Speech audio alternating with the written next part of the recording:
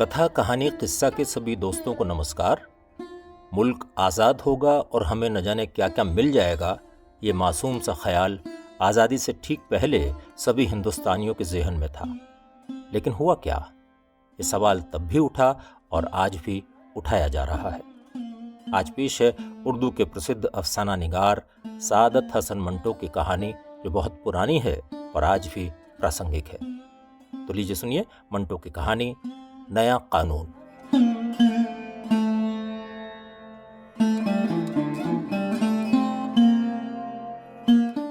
मंगू कोचवान अपने अड्डे में बहुत अक्लमंद आदमी समझा जाता था। वो उसकी तालीमी हैसियत सिफर के बराबर थी और उसने कभी स्कूल का मुंह भी नहीं देखा था, लेकिन इसके बावजूद उसे दुनिया भर की चीज़ों का इल्म था। अड्डे के वो तमाम कोचवान जिनको ये जानने की ख्वाहिश होती थी कि दुनिया के अंदर क्या हो रहा है, उस्ताद मंगू की वसीअ मालूमात से अच्छी तरह वाकिफ़ थे। पिछले दिनों जब उस्ताद मंगू ने अपनी एक सवारी से स्पेन में जंग छिड़ जाने की अफवाह सुनी थी, तो उसने गामा चौधरी के चौड़े कांधे पर थपकी देकर मुदब्बिराना अंदाज में पेश गोई की थी। देख लेना गामा चौधरी, थोड़े ही दिनों में स्पेन के अंदर जंग छिड़ जाएगी। जब गामा चौधरी ने उससे ये पूछा कि स्पेन कहाँ वाक़ा है, तो उस्ताद मंगू ने बड़ी मतानत से जवाब दिया था, विलायत में और कहाँ। स्पेन की जंग छिड़ी और जब हर शख्स को पता चल गया तो स्टेशन के अड्डे में जितने कोचवान हुक्का पी रहे थे, दिल ही दिल में उस्ताद मंगू की बड़ाई का एतराफ़ कर रहे थे। और उस्ताद मंगू उस वक्त मॉल रोड की चमकीली सतह पर तांगा चलाते हुए किसी सवारी से ताज़ा हिंदू मुस्लिम फसाद पर तबादला ख्याल कर रहा था। उस रोज़ शाम के करीब जब वो अड्डे में आया तो उसका चेहरा गैर मामूली तौर पर तमतमाया हुआ था। हुक्के का दौर चलते चलते जब हिंदू मुस्लिम फसाद की बात छिड़ी तो उस्ताद मंगू ने सिर पर से खाक की पगड़ी उतारी और बगल में दाब कर बड़े मुफक्किराना लहजे में कहा, ये किसी पीर की बद्दुआ का नतीजा है कि आए दिन हिंदुओं और मुसलमानों में चाकू छुरियां चलती रहती हैं। और मैंने अपने बड़ों से सुना है कि अकबर बादशाह ने किसी दरवेश का दिल दुखाया था और उस दरवेश ने जलकर ये बद्दुआ दी थी, जा तेरे हिंदुस्तान में हमेशा फसाद ही होते रहेंगे। और देख लो, जब से अकबर बादशाह का राज ख़त्म हुआ है, हिंदुस्तान में फसाद पर फसाद होते रहते हैं। ये कहकर उसने ठंडी सांस भरी और फिर हुक्के का दम लगाकर अपनी बात शुरू की। ये कांग्रेसी हिंदुस्तान को आज़ाद कराना चाहते हैं। मैं कहता हूँ अगर ये लोग 1000 साल भी सर पटकते रहें तो कुछ ना होगा। बड़ी से बड़ी बात ये होगी कि अंग्रेज़ चला जाएगा और कोई इटली वाला आ जाएगा, या तो रूस वाला, जिसकी बाबत मैंने सुना है कि बहुत तगड़ा आदमी है। लेकिन हिंदुस्तान सदा गुलाम रहेगा। हाँ, मैं ये कहना भूल गया कि पीर ने यह भी बद्दुआ दी थी कि हिंदुस्तान पर हमेशा बाहर के आदमी राज करते रहेंगे। उस्ताद मंगू को अंग्रेज़ों से बड़ी नफ़रत थी और उस नफ़रत का सबब तो वो ये बतलाया करता था कि वो हिंदुस्तान पर अपना सिक्का चलाते हैं और तरह तरह के जुल्म उठाते हैं। मगर उसके तनफ्फुर की सबसे बड़ी वजह यह थी कि छावनी के गोरे उसे बहुत सताया करते थे। वो उसके साथ ऐसा सलूक करते थे गोया वो एक जलील कुत्ता है। इसके अलावा उसे उनका रंग भी बिल्कुल पसंद न था। जब कभी वो गोरे के सुर्ख व सफ़ेद चेहरे को देखता तो उसे मतली आ जाती, न मालूम क्यों। वो कहा करता था कि उनके लाल झुर्रियों भरे चेहरे देखकर मुझे तो लाश याद आ जाती है जिसके जिस्म पर से ऊपर की झिल्ली गल गल कर झड़ रही हो। जब किसी शराबी गोरे से उसका झगड़ा हो जाता तो सारा दिन उसकी तबीयत मुकद्दर रहती और शाम को वो अड्डे में आकर हल मार का सिगरेट पीते या हुक्के के कश लगाते हुए उस गोरे को जी भर कर सुनाया करता। ये मोटी मोटी गाली देने के बाद वो अपने सर को ढीली पकड़ी समेत झटका देकर कहता, आग लेने आए थे, अब घर के मालिक बन गए हैं। नाक में दम कर रखा है इन बंदरों की औलाद ने। यूं रौब गांठते हैं गोया हम इनके बाबा का नौकर हैं। इस पर भी उसका गुस्सा ठंडा नहीं होता था जब तक उसका कोई साथी उसके पास बैठा रहता। वो अपने सीने की आग उगलता रहता। शक्ल देखते हो ना तुम उसकी, जैसे कोढ़ हो रहा है, बिल्कुल मुर्दार। एक धप्पे की मार और गिटपिट यूं बक रहा है जैसे मार ही डालेगा। तेरी जान की कसम, पहले पहल जी में आए कि मलऊन की खोपड़ी के पुर्जे उड़ा दूं, लेकिन इस ख्याल से टल गया कि इस मरदूत को मारना अपनी हद तक है। ये कहते कहते वो थोड़ी देर के लिए खामोश हो जाता اور ناک کو خاکی قمیض سے صاف کرنے کے بعد پھر بڑبڑانے لگ جاتا۔ قسم ہے بھگوان کی، ان لاٹ صاحبوں کے ناز اٹھاتے اٹھاتے تنگ آ گیا ہوں۔ جب کبھی ان کا منحوس چہرہ دیکھتا ہوں رگوں میں خون کھولنے لگتا ہے۔ کوئی نیا قانون وانون بنے تو ان لوگوں سے نجات ملے، تیری قسم جان میں جان آ جائے۔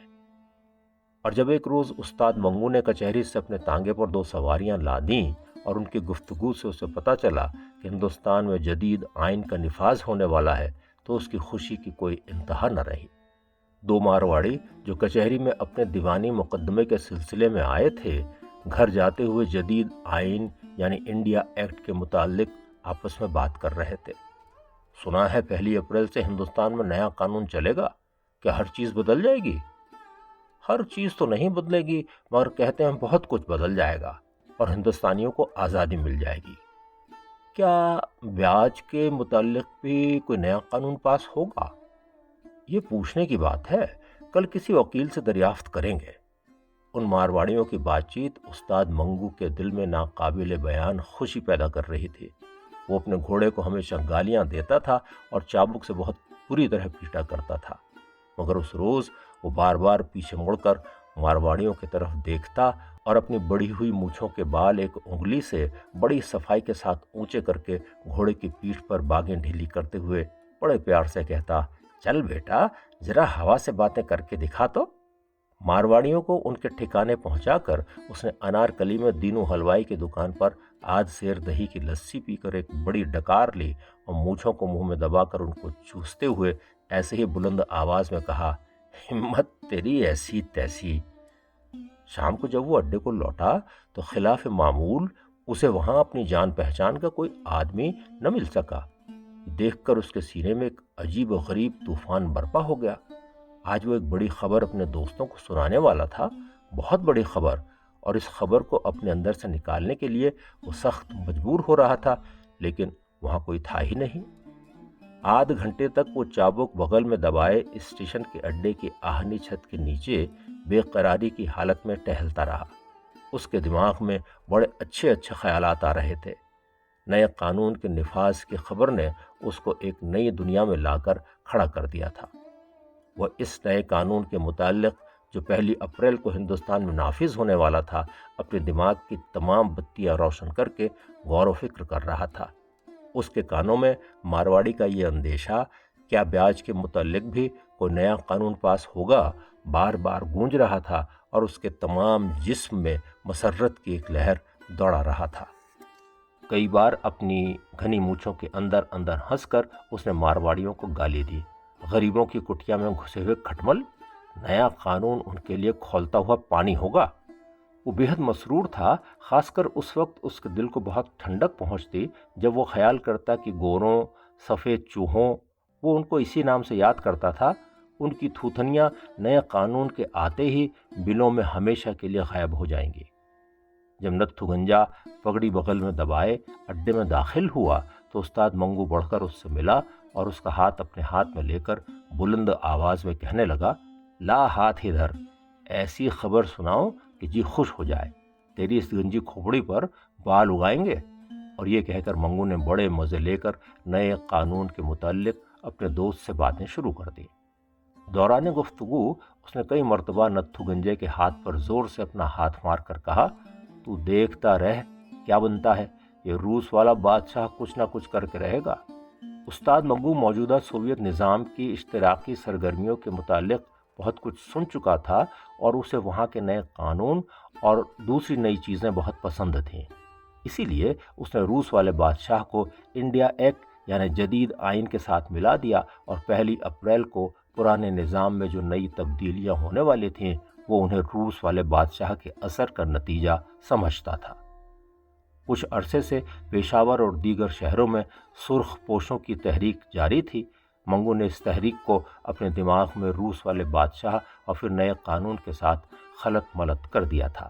اس کے علاوہ جب کبھی وہ کسی سے سنتا کہ فلاں شہر میں بم ساز پکڑے گئے ہیں یا فلاں جگہ اتنے آدمیوں پر بغاوت کے الزام میں مقدمہ چلایا گیا ہے تو ان تمام واقعات کو نئے قانون کا پیش خیمہ سمجھتا اور دل ہی دل میں خوش ہوتا۔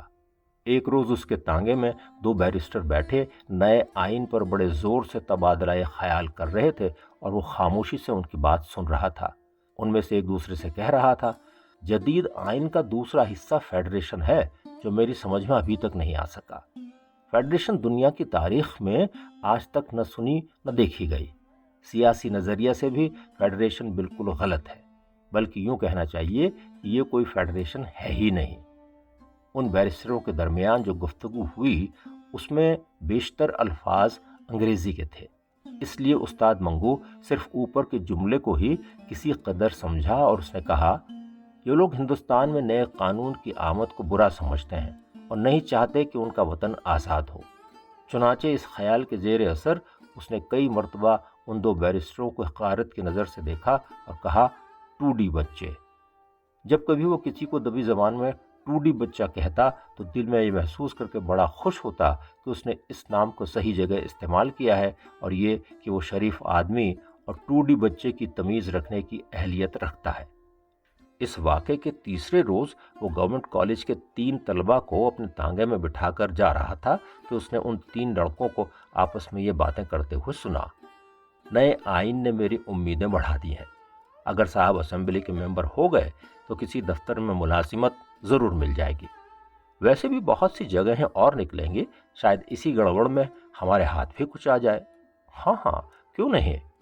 وہ بیکار گریجویٹ جو مارے پھر رہے ہیں ان میں تو کچھ کمی ہوگی۔ اس گفتگو نے استاد منگو کے دل میں جدید آئین کی اہمیت کو اور بڑھا دیا۔ وہ اس کو ایسی چیز سمجھنے لگا جو بہت چمکتی ہو۔ نیا قانون، وہ دن میں کئی بار سوچتا، یعنی کوئی نئی چیز، اور ہر بار اس کی نظروں کے سامنے اپنے گھوڑے کا وہ ساز آ جاتا جو اس نے 2 برس ہوئے چودھری خدا بخش سے اچھی طرح ٹھوک بجا کر خریدا تھا۔ اس ساز پر جب وہ نیا تھا، جگہ جگہ لوہے کی نکلی ہوئی کیلیں چمکتی تھیں اور جہاں جہاں پیتل کا کام تھا وہ تو سونے کی طرح دمکتا تھا۔ اس لحاظ سے بھی نئے قانون کا درخشاں و تابہ ہونا ضروری تھا۔ 1 اپریل تک استاد منگو نے جدید آئین کے خلاف اور اس کے حق میں بہت کچھ سنا، مگر اس کے متعلق جو تصور وہ اپنے ذہن میں قائم کر چکا تھا بدل نہ سکا۔ وہ سمجھتا تھا کہ 1 اپریل کو نئے قانون کے آتے ہی سب معاملہ صاف ہو جائے گا، اور اس کو یقین تھا کہ اس کی آمد پر جو چیزیں نظر آئیں گی ان سے اس کی آنکھوں کو ٹھنڈک پہنچے گی۔ آخرکار مارچ کے 31 دن ختم ہو گئے اور اپریل کے شروع ہونے میں رات کے چند خاموش گھنٹے باقی رہ گئے۔ موسم خلاف معمول سرد تھا اور ہوا میں تازگی تھی۔ 1 اپریل کو صبح سویرے استاد منگو اٹھا اور استبل میں جا کر گھوڑے کو جوتا اور باہر نکل آیا۔ اس کی طبیعت آج غیر معمولی طور پر مسرور تھی۔ وہ نئے قانون کو دیکھنے والا تھا۔ اس نے صبح کے سرد دھندلکے میں کئی تنگ اور کھلے بازاروں کا چکر لگایا، مگر اسے ہر چیز پرانی نظر آئی، آسمان کی طرح پرانی۔ اس کی نگاہیں آج خاص طور پر نیا رنگ دیکھنا چاہتی تھیں، مگر سوائے اس قلعی کے جو رنگ برنگ کے پروں سے بنی تھی اور اس کے گھوڑے کے سر پر جمی ہوئی تھی، اور سب چیزیں پرانی نظر آتی تھیں۔ یہ نئی قلعی اس نے نئے قانون کی خوشی میں 1 مارچ کو چودھری خدا بخش سے 14.5 آنے میں خریدی تھی۔ گھوڑے کے ٹاپوں کی آواز، کالی سڑک اور اس کے آس پاس تھوڑا تھوڑا فاصلہ چھوڑ کر لگائے ہوئے بجلی کے کھمبے، دکانوں کے بورڈ، اس کے گھوڑے کے گلے میں پڑے ہوئے گھنگرو کی جھنجھناہٹ، بازار میں چلتے پھرتے آدمی، ان میں کون سی چیز نہیں تھی؟ ظاہر ہے کہ کوئی بھی نہیں، لیکن استاد منگو مایوس نہیں تھا۔ ابھی بہت سویرا ہے، دکانیں بھی تو سب کی سب بند ہیں۔ اس خیال سے اسے تسکین تھی۔ اس کے علاوہ وہ یہ بھی سوچتا تھا، ہائی کورٹ میں 9 بجے کے بعد کام شروع ہوتا ہے، اب اس سے پہلے نئے قانون کا کیا نظر آئے گا؟ جب اس کا تانگا گورنمنٹ کالج کے دروازے کے قریب پہنچا تو کالج کے گھڑیال نے بڑی رعونت سے 9 بجائے۔ جو طلبہ کالج کے بڑے دروازے سے باہر نکل رہے تھے خوش پوش تھے، مگر استاد منگو کو نہ جانے ان کے کپڑے میلے میلے سے کیوں نظر آئے۔ شاید اس کی وجہ یہ تھی کہ اس کی نگاہیں آج کسی خیرہ کن جلوے کا نظارہ کرنے والی تھیں۔ تانگے کو دائیں ہاتھ موڑ کر وہ تھوڑی دیر بعد پھر انارکلی میں تھا۔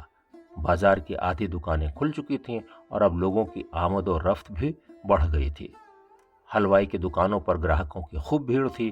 منیہاری والوں کی نمائشی چیزیں شیشے کی الماری میں لوگوں کو دعوت نظارہ دے رہی تھیں اور بجلی کے تاروں پر کئی کبوتر آپس میں لڑ جھگڑ رہے تھے، مگر استاد منگو کے لیے ان تمام چیزوں میں کوئی دلچسپی نہ تھی۔ وہ نئے قانون کو دیکھنا چاہتا تھا، ٹھیک اسی طرح جس طرح وہ اپنے گھوڑے کو دیکھ رہا تھا۔ جب استاد منگو کے گھر میں بچہ پیدا ہونے والا تھا تو اس نے 4-5 مہینے بڑی بے قراری سے گزارے تھے۔ اس کو یقین تھا کہ بچہ کسی نہ کسی دن ضرور پیدا ہوگا، مگر وہ انتظار کی گھڑیاں نہیں کاٹ سکتا تھا۔ وہ چاہتا تھا کہ اپنے بچے کو صرف ایک نظر دیکھ لے، اس کے بعد وہ پیدا ہوتا رہے۔ چنانچہ اس غیر مغلوب خواہش کے زیر اثر اس نے کئی بار اپنی بیمار بیوی کے پیٹ کو دبا دبا کر اور اس کے اوپر کان رکھ کر اپنے بچے کے متعلق کچھ جاننا چاہا تھا، مگر ناکام رہا تھا۔ ایک مرتبہ وہ انتظار کرتے کرتے اس قدر تنگ آ گیا تھا کہ اپنی بیوی پر برس پڑا تھا۔ تو ہر وقت مردے کی طرح پڑی رہتی ہے، اٹھ ذرا، چل پھر، تیرے انگ میں تھوڑی طاقت تو آئے، یوں تختہ بنے رہنے سے کچھ نہ ہو سکے گا۔ تو سمجھتی ہے کہ اس طرح لیٹے لیٹے بچہ جن دے گے؟ استاد منگو طبعاً بہت جلد باز تھا۔ وہ ہر سبب کی عملی تشکیل دیکھنے کا خواہش مند تھا، بلکہ متجسس تھا۔ اس کی بیوی گنگا اس کی اس قسم کی بے قراریوں کو دیکھ کر عام طور پر یہ کہا کرتی تھی، ابھی کنواں کھودا نہیں گیا اور پیاس سے نڈھال ہو رہے ہو۔ کچھ بھی ہو، مگر استاد منگو نئے قانون کے انتظار میں اتنا بے قرار نہیں تھا جتنا کہ اسے اپنی طبیعت کے لحاظ سے ہونا چاہیے تھا۔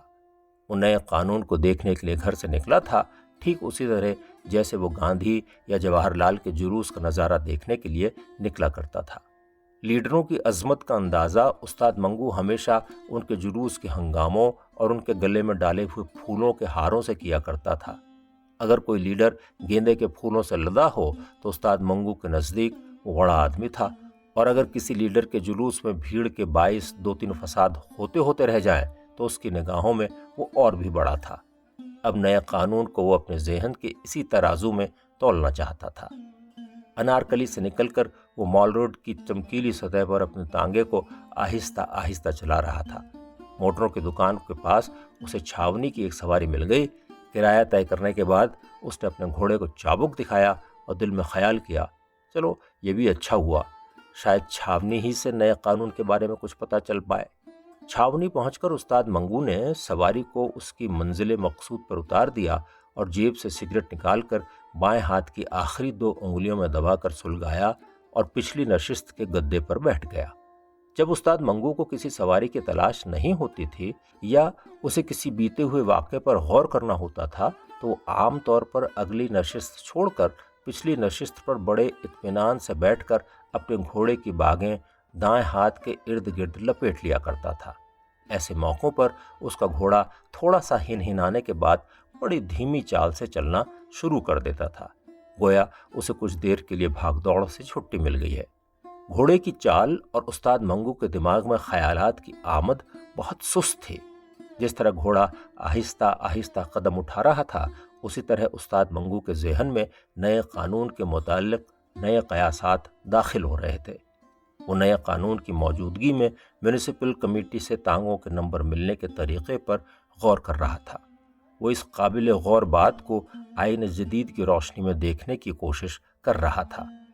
وہ اس سوچ وچار میں غرق تھا کہ اسے یوں معلوم ہوا جیسے کسی سواری نے اسے بلایا ہے۔ پیچھے پلٹ کر دیکھنے سے اسے سڑک کے اس طرف دور بجلی کے کھمبے کے پاس ایک گورا کھڑا نظر آیا جو اسے ہاتھ سے بلا رہا تھا۔ جیسا کہ بیان کیا جا چکا ہے، استاد منگو کو گوروں سے بے حد نفرت تھی۔ جب اس نے اپنے تازہ گاہک کو گورے کی شکل میں دیکھا تو اس کے دل میں نفرت کے جذبات بیدار ہو گئے۔ پہلے تو اس کی جی میں آئے کہ بالکل توجہ نہ دے اور اس کو چھوڑ کر چلا جائے، مگر بعد میں اس کو خیال آیا کہ ان کے پیسے چھوڑنا بھی تو بیوقوفی ہے۔ قلغی پر جو مفت میں 14.5 آنے خرچ کر دیے ہیں، ان کی جیب سے ہی تو وصول کرنے چاہیے۔ چلو چلتے ہیں۔ خالی سڑک پر بڑی صفائی سے تانگا موڑ کر اس نے گھوڑے کو چابک دکھایا اور آنکھ جھپکتے ہی وہ بجلی کے کھمبے کے پاس پہنچ گیا۔ گھوڑے کی باگیں کھینچ کر اس نے تانگا ٹھہرایا اور پچھلی نشست پر بیٹھے بیٹھے گورے صاحب سے پوچھا، صاحب بہادر کہاں جانا مانگتا ہے؟ اس سوال میں بلا کا طنزیہ انداز تھا۔ صاحب بہادر کہتے وقت اس کا اوپر کا مونچھوں بھرا ہونٹ نیچے کی طرف کھنچ گیا اور پاس ہی گال کے اس طرف जो मध्यम सी लकीर नाक के नथुने से ठोड़ी के बालाई हिस्से तक चली आ रही थी, एक लर्जिश के साथ गहरी हो गई, गोया किसी ने नुकीले चाकू से शीशम की सांवली लकड़ी में धारी डाल दी है। उसका सारा चेहरा हंस रहा था और अपने अंदर उसने उस गोरे को सीने की आग में जलाकर भस्म कर डाला था। जब गोरे ने जो बिजली के खंभे की ओट में हवा का रुख बचाकर सिगरेट सुलगा रहा था, मुड़कर तांगे के पायदान की तरफ कदम बढ़ाया तो अचानक उस्ताद मंगू की और उसकी निगाहें चार हुईं और ऐसा मालूम हुआ कि बैक वक्त आमने सामने की बंदूकों से गोलियां खारिज हुईं, आपस में टकराकर एक आतिशी बगुला बनकर ऊपर को उड़ गईं। उस्ताद मंगू, जो अपने दाएं हाथ से बाग के बल खोलकर तांगे से नीचे उतरने वाला था, अपने सामने खड़े गोरे को यूं देख रहा था गोया वो उसके वजूद के जर्रे जर्रे को अपनी निगाहों से चबा रहा है, और गोरा कुछ इस तरह अपनी नीली पतलून पर से गैर मरई चीजें झाड़ रहा है गोया वो उस्ताद मंगू के इस हमले से अपने वजूद के कुछ हिस्से को महफूज रखने की कोशिश कर रहा है। गोरे ने सिगरेट का धुआं निगलते हुए कहा, जाना मांगता है या गड़बड़ करेगा? वही है। ये लफ्ज उस्ताद मंगू के जहन में पैदा हुए और उसकी चौड़ी छाती के अंदर नाचने लगे। वही है। उसने ये लफ्ज अपने मुंह के अंदर ही अंदर दोहराए और साथ ही उसे पूरा यकीन हो गया कि वो गोरा जो उसके सामने खड़ा था वही है जिससे पिछली बार उसकी झड़प हुई थी, और इस खाम खां के झगड़े में जिसका बाइस गोरे के दिमाग में चढ़ी हुई शराब थी, उसे तौन करहन बहुत सी बातें सहना पड़ी थी। उस्ताद मंगू ने गोरे का दिमाग दुरुस्त कर दिया होता, बल्कि उसके पुर्जे उड़ा दिए होते, मगर वो किसी खास मसलिहत के बिना पर खामोश हो गया था। उसको मालूम था कि इस किस्म के झगड़ों में अदालत का नज़ला आमतौर पर कोचवानों पर ही गिरता है। उस्ताद मंगू ने पिछली बरस की लड़ाई और 1 अप्रैल के नए कानून पर गौर करते हुए गोरे से कहा, कहाँ जाना मांगता है? उस्ताद मंगू के लहजे में चाबुक जैसी तेजी थी।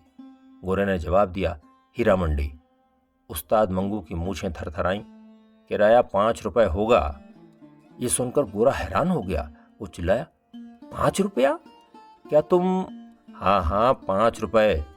ये कहते हुए उस्ताद मंगू का दाहिना बालों भरा हाथ भंजकर एक वजनी घूंसे की शक्ल इख्तियार कर गया। क्यों, जाते हो या बेकार की बातें बनाओगे? उस्ताद मंगू का लहजा ज्यादा सख्त हो गया। गोरा पिछले बरस के वाक़े को पेश नज़र रखकर उस्ताद मंगू के सीने की चौड़ाई नज़रअंदाज कर चुका था। वो ख्याल कर रहा था कि उसकी खोपड़ी फिर खुजला रही है। इस हौसला अफजा ख्याल के ज़ेर असर वो तांगे की तरफ अकड़ कर बढ़ा और अपनी छड़ी से उस्ताद मंगू को तांगे से नीचे उतरने का इशारा किया। बेंत की पॉलिश की हुई पतली छड़ी उस्ताद मंगू की मोटी रान के साथ 2-3 मरतबा छुई। उसने खड़े खड़े ऊपर से पस्त कद गोरे को देखा, गोया वो अपनी निगाहों के वजन से ही उसे पीस डालना चाहता है। फिर उसका घोंसा कमान में से तीर की तरह से ऊपर को उठा और चश्म ज़दन में गोरे की ठुड्डी के नीचे जम गया।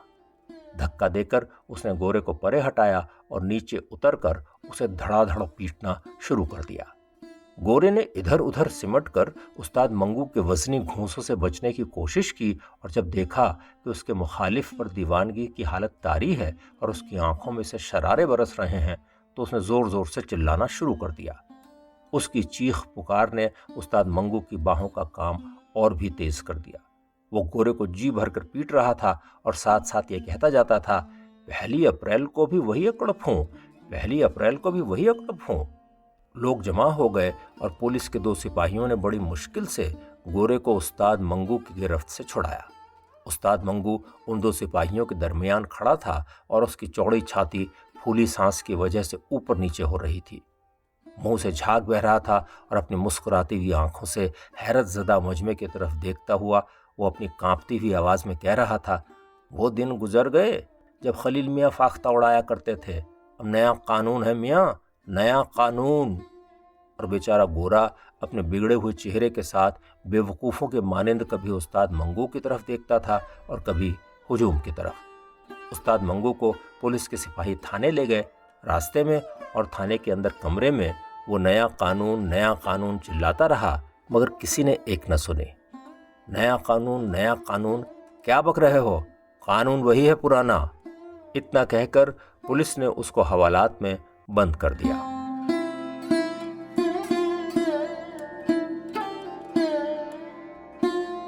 नया कानून।